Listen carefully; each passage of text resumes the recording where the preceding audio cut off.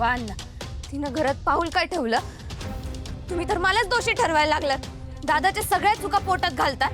माझ्या एका चुकीचं भांडवल करून फक्त मला दोषी ठरवा. सानेंनी तुझ्या मला तुझ्याशी काय नाही बोलायचंय अण्णा. काय हो, सानिकाला का बोलता तुम्ही? हा, तिची काय चूक आहे? पुन्हा जर का तिला काय बोललात ना तर माझ्या एवढं वाईट कोण नाही. आणि तुम्ही दोघांनी तर घरात घेणारच नव्हतो मी, पण आता नाही. आता दोघांनी माझ्या घरात चालतं व्हायचं.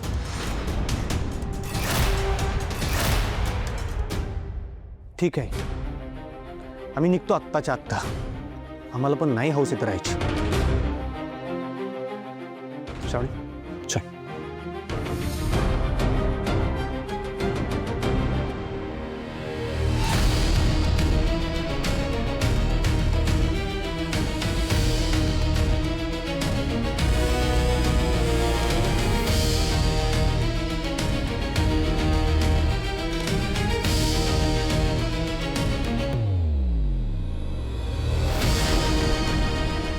आपण कुठेही जायचं नाही ईशू. आपण इथेच राहायचं. एका आईला तिच्या मुलापासून वेगळं करण्याचं पाप मी नाही करू शकत.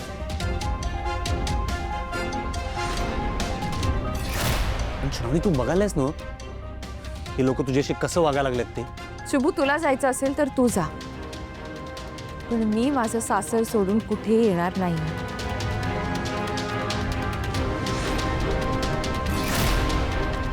हे बघ श्रावणी बाळा, अगं तू ह्या लोकांची मनं वळवण्याचा जो काही बी प्रयत्न करायलीस ना, त्याचं फळ म्हणून तुझ्या पदरी फक्त निराशा येणार आहे.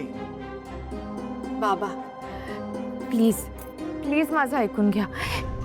हे बघा, मी जे करते ना ते योग्यच करते. तुम्ही प्लीज शांत व्हा. मी पटकन 5 मिनिटात सगळ्यांसाठी चहा करून आणते.